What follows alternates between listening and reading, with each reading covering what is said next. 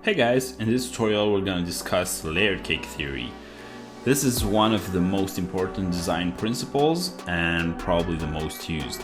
I will explain how it works, talk about shape hierarchies and how you can implement them in various ways.